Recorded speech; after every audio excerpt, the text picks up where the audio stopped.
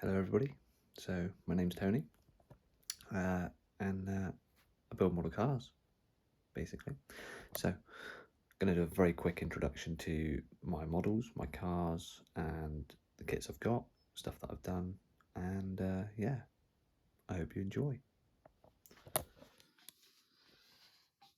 So I only started modelling well in January. I got my first kit for Christmas this year, which is the yellow Mark II Escort in front of you there. I watched a lot of people on YouTube. I've enjoyed a lot of videos with everybody else, and I've taken a lot of inspiration off of those on learning how to use certain tricks and how to get certain details right. He says as he literally just breaks the mirror off the car. We'll fix that later.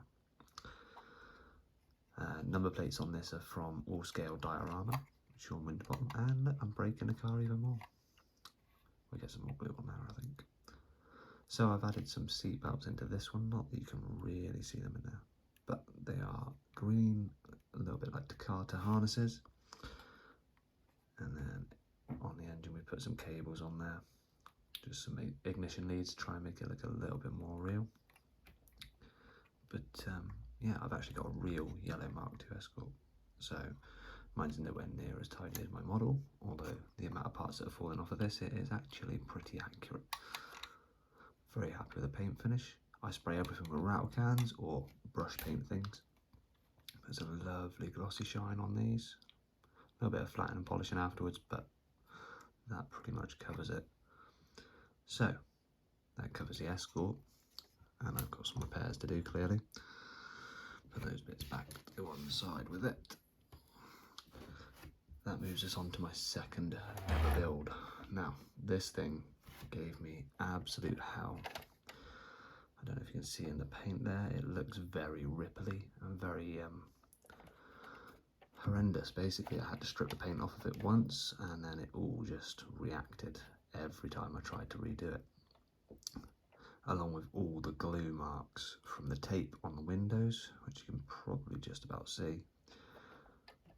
And in all honesty, probably the worst of my builds ever, although it was only the second build, so it didn't put me off completely clearly. But I don't really want to go into any details on this thing because I'm not a great fan of it. It needs redoing. I tried the carbon spoiler on it, and yeah, decals are definitely not my thing. That moves us next onto this gorgeous, absolutely gorgeous black. Oh my lord, I'm just breaking everything tonight. Okay, well, drag car, which I've definitely broken more than once already. This has got some lovely extra details on it. I put some brake lines in it, some battery cables, and one thing I did forget to do was the ignition leads on this one. But other than that, it's got a nice orange roll cage in it, some drag wheels, you can see the brake lines in underneath, short exhausts on it, obviously the big drag tyres on the back. American muscle is not my normal sort of thing, but I'm definitely a fan of it. I do need to fix that again as well. So this is going to be an interesting evening now. Headlights come out, grills come off, but this is what happens when I touch my models after I've finished them though.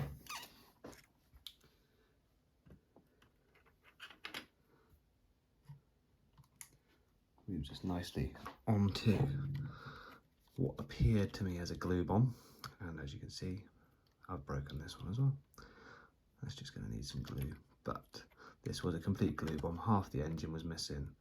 I had to split the chassis from the body because I couldn't get inside. Half the interior was missing, so I turned it into a little bit of a track car. I'm going to hang that off for a moment. Salvaged the rear lights, put some decals on it. Went a little bit OTT on the engine bay. I'm very much into my old school Fords, so yeah, it's a little bit different to what you guys in America seem to do, which is where I seem to see most of the videos, but I think it looks sweet as in that. Little decal down the side, which actually went well on this one. Fit on this car wasn't great, but again, more stickers and number plates from All Scale Diorama. Does some amazing stuff, that guy. But again, needs a little bit more glue on it, clearly. That's a roll cage out of another kit, so that's out of a Mark II Escort kit, I believe from the yellow car that's down there with the wheel on. Looks a lot better. Again, I do have the bonnet for it, as you can see, but there's no point just showing it off just to show the colour matches. But this one definitely went a little bit better. I really enjoyed this one. It was a challenge to try and make a glue bomb work, but that's what happens when a certain eBay purchase goes wrong.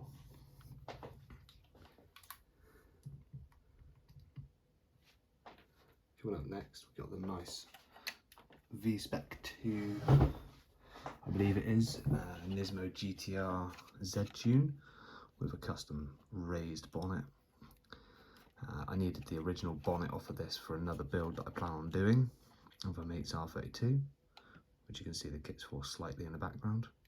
Went for a nice gunmetal grey on the wheels on this one. Nice red interior, or red and grey interior. New seat belts in, or actual seat belts put into there, and yeah, it just came out real nice, this one. Clear lights all round, slightly smoked, but I think it looks really nice. A little bit different to what I'd normally build, and again, had massive issues with masking tape on the windows, so that was with a masking kit that came with the car. So if anyone knows of any real hints or tips for fixing that, I would greatly appreciate it. Again, all of these are aerosol painted, you know, just with general car paint that you buy at your normal like local car shop. A little bit of brush painting on all the details and stuff like that, obviously, but in general, the bulk of the bodies and stuff like that are all painted with just a normal aerosol. I'm looking into an airbrush. I've ordered a little handheld kit, and hopefully that comes through this week. We can have a look at that properly then, see how I get on with that. That moves us on to the Tom's Castrol Supra. Most people will recognise this kit, although I painted mine slightly differently, as you can see. I'm definitely not a race car guy, so, and as I've mentioned before, decals do not do me any favours. I like a race car interior, I love that style on a car, but I definitely prefer a nice road looking car on the outside. Some nice little details on here. Again, this was just a quick out of the box build really, just with some fresh paint to it, make it a little bit different. Spoiler was an absolute pain to get on there, but it's on there, so that's the key element of that.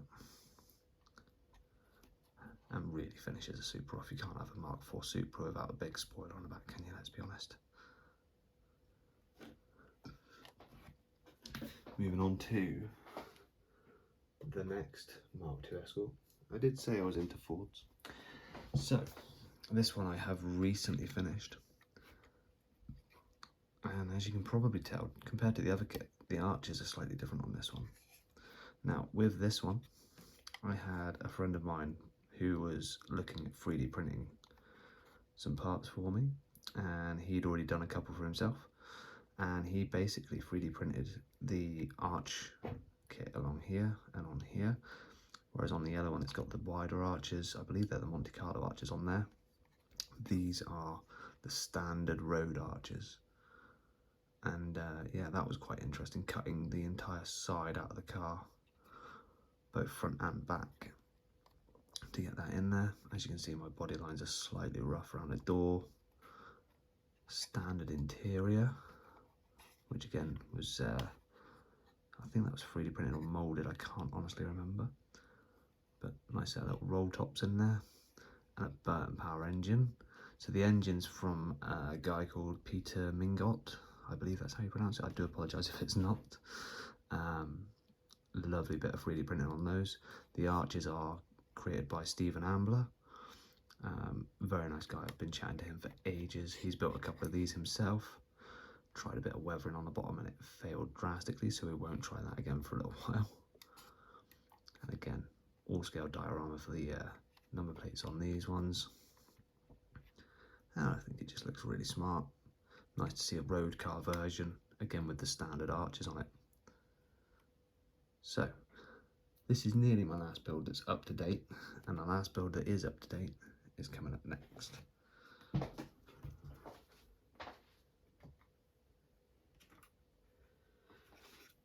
So,